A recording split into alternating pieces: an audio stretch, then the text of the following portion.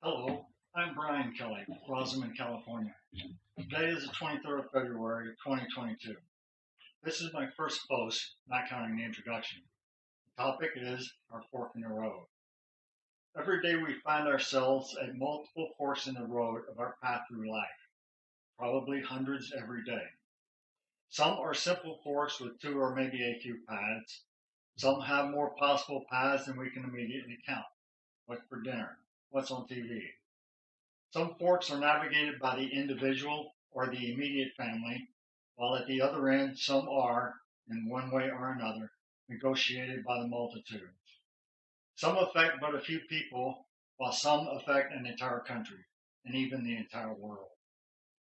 The topic of the moment is about one such fork in the road, a major fork that does have consequences for this entire nation, indeed for the entire world. I wish that we could consider the choices of paths ahead and the options that might take us down each of the possible forks in our road. It would be nice to weigh each option, have discussions, and make suggestions as to which path to take, and to even consciously take a specific path. Unfortunately, we have already made some of those choices and are clearly on the wrong path. The effort required to effectively back up and switch to the better path will be incredibly difficult. Setting up the punchline, here's a term that is relatively new to me: anocracy. A Google search provided this. The term anocracy characterizes a regime type featuring inherent qualities of political instability and ineffectiveness, as well as an incoherent mix of democratic and autocratic traits and practices.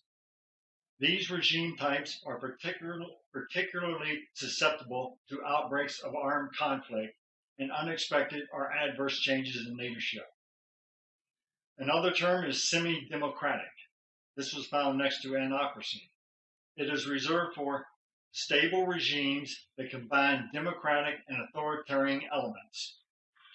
But if we go down that path, I suspect we will not be stable.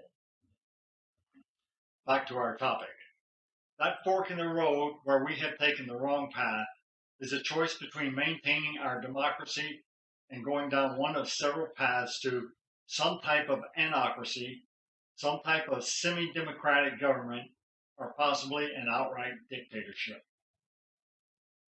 Those are strong concepts, and I'll support them. In our 2016 presidential election, we elected a person known to be severely flawed. To all those that paid attention, it was obvious that he was a pathological liar, a racist, completely ignorant in how governments need to behave, and fundamentally dishonest.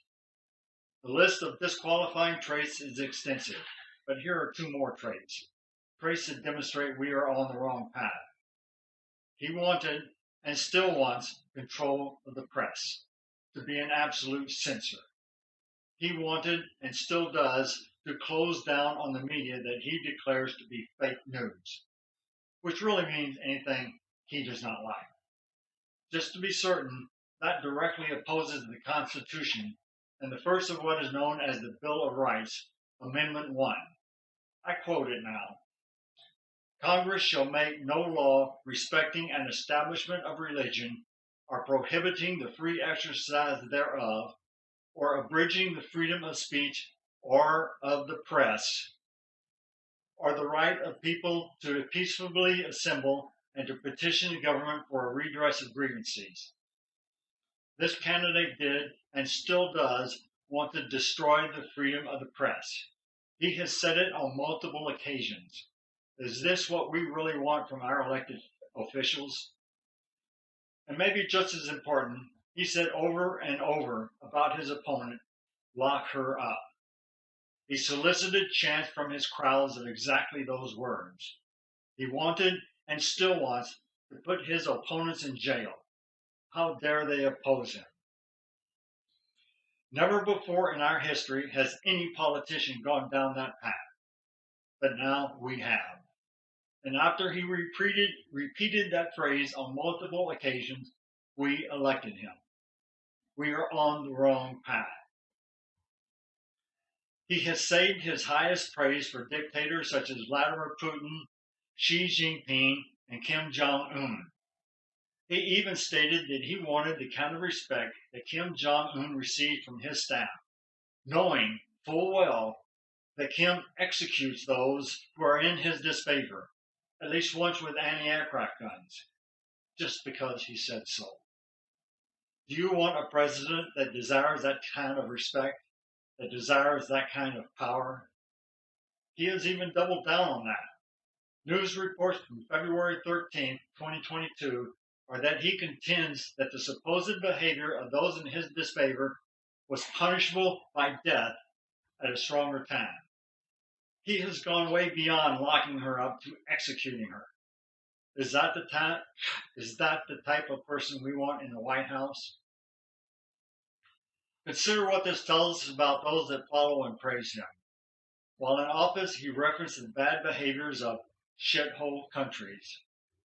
Yet the irony of his comment, and something he is not capable of understanding, is that the path he trods leads directly to the status of a shithole country. These are not traits of successful democracies. In these United States, these behaviors had never before been exhibited by a candidate for elected office. The magnitude of these behaviors shakes our republic down to the core. And despite this abhorrent behavior, we elected him. And then, after watching 4 years of his unprecedented bad behavior, more than 74 million of us voted for him again. Please, let that concept fester in your mind for a minute. Now to the conclusion. At this point, I wish to emphasize there is far more to present in making the case for the wrong path. This includes the ongoing claims of stolen elections for which not one shred of evidence has been presented. It also includes the large number of elected officials that pledge allegiance to him. And even worse, the large number of citizens that continue to proclaim loyalty to him. This is much worse because it is the citizens that are the backbone of any democracy. The case that we are on the wrong path is not only easily made, but strongly made. We are leading away from democracy. Exactly which path we are on is not certain.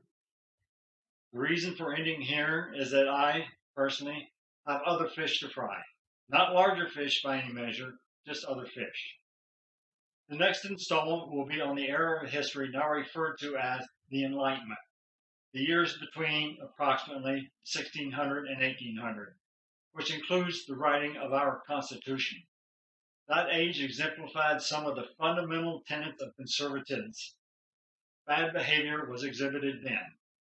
A good reference book is titled Enlightenment Now, The Case for Reason, Science, Humanism, and Progress.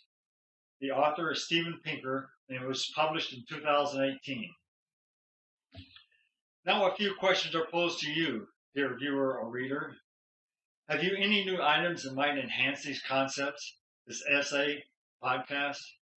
More evidence that we are on the wrong path? Suggestions to convince more people of this wrong path? Maybe suggestions to get back on the right path? Do you have disagreements with the positions taken here? We would like to hear from you. In particular, we solicited participation from citizens of the California 23rd Congressional District. We need to elect a new representative. Please help us achieve that goal. Thank you for your time.